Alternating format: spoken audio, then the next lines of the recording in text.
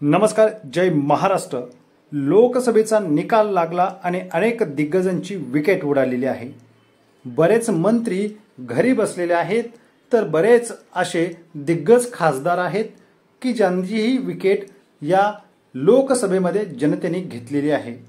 अशाच दिग्गज नेत्यांपैकी काही मतदारसंघ असे आहेत की त्यांचा वाद आताही सुरूच आहे आणि या वादाचं लोण आता थेट निवडणूक आयोगापर्यंत पोहोचलेला आहे।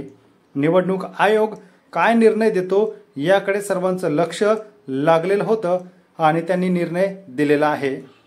मतमोजणी झाली आणि या मतमोजणीमध्ये घोळ झाल्याचा आरोप अनेक ठिकाणी झाला।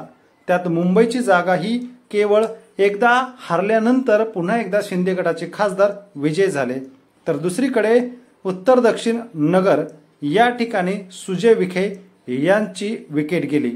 त्यांचा पराभव जिव्हारी लागला आणि त्यांनी लाखो रुपयाची फीस भरत पुन्हा एकदा मतमोजणी घेण्याचं निवडणूक आयोगाला विनंती केली आणि तसे अर्जही केली। ती प्रक्रिया पूर्ण झाल्यानंतर पुन्हा 40 बूथवरील मतमोजणी पुन्हा एकदा होणार आहे।